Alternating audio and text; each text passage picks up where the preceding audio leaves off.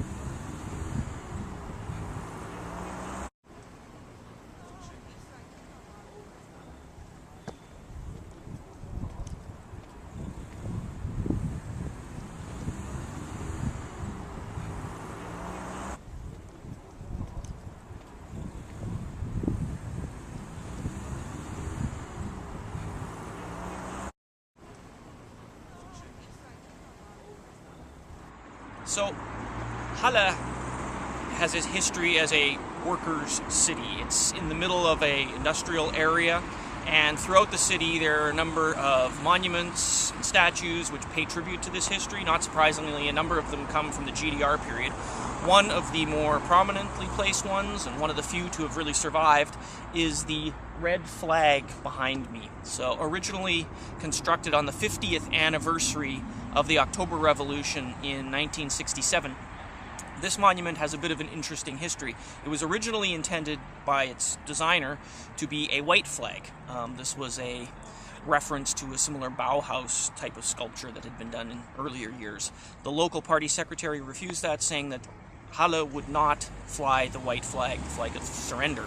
The second color pattern, color scheme that was introduced then was basically red with some yellow accents, and that too caused some problems because apparently the yellow accents could be interpreted as a reference to the Social Democratic Party, the party that essentially was forced to merge with the communists to create the ruling Socialist Unity Party. So eventually that too was painted over with what most Hallenser remember, which was a red flag, pure red flag in the party color.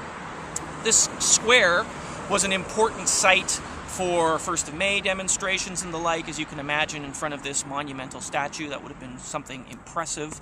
And in the year of the Wende, the demonstrations that took place in Halle would typically end up here. As you can see, the color scheme now is a different one altogether. The original plan was for an artistic interpretation that would in some way pay tribute to the Wende, to the changes that had taken place here and the rest of the GDR. But the winning entry ultimately apparently is meant to recall the Milky Way, the universe, and sort of general humanist principles. So whether it evokes that or not, I'm not sure, but I am certainly pleased to see that this monument has been maintained. It's one of the few major GDR monuments that you'll still find in the cityscapes here through the east.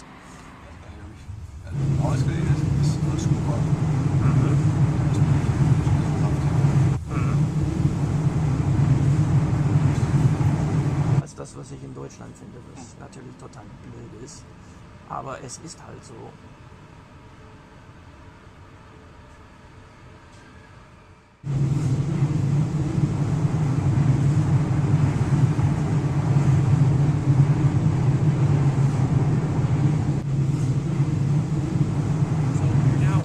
Center of Halle-Neustadt. This is the Neustädter Passage.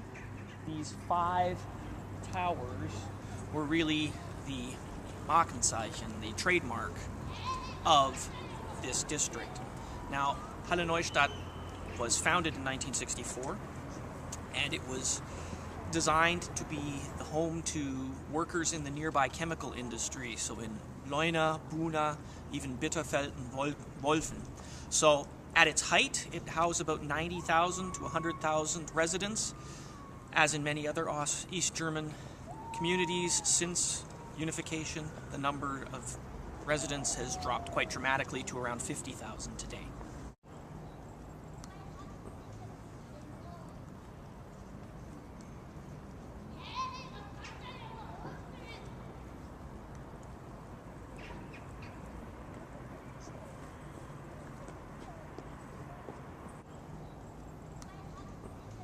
Also hier vorne haben wir die sogenannte Scheibe, 5 Hochhäuser, die zu Zeiten auch als Wohnhaus benutzt worden sind für die Werke hier in Buna und Leuna. Jetzt hat man mittlerweile die ganze Front vernetzt, weil quasi wenn man das so sagen darf, die Tauben haben sich geopfert, sind da reingeflogen und haben quasi die Fenster zerstört. Also in Kamikaze-Manier sind die dort eingeflogen und der ganze Komplex ist voller Tauben, wie eine Taubenepidemie letztendlich da drin. Und das ist, muss gruselig da drin aussehen.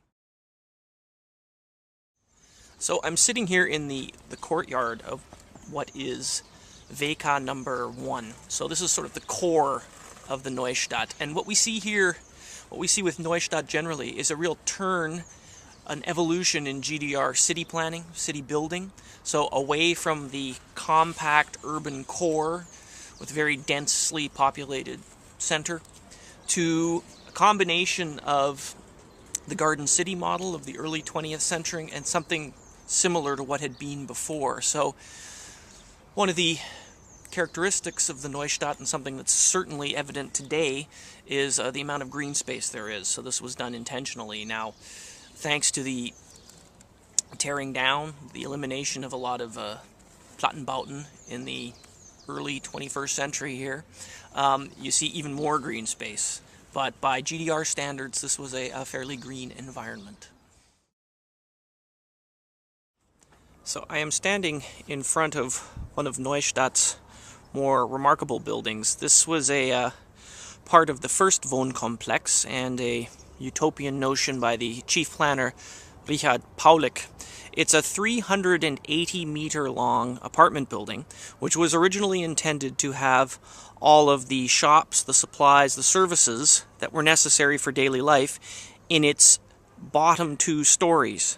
That would, of course, meant the loss of considerable number of apartment units. And the other interesting thing about this building, or the plans for it at any rate, was that it was to be built on stilts so that it would allow people more easy access through the building. Now, there are places here where you can pass through, but the original idea was to have most of the building standing on stilts so that you could pass through it virtually anywhere. For a variety of reasons, cost being not the smallest of them, this plan was never realized.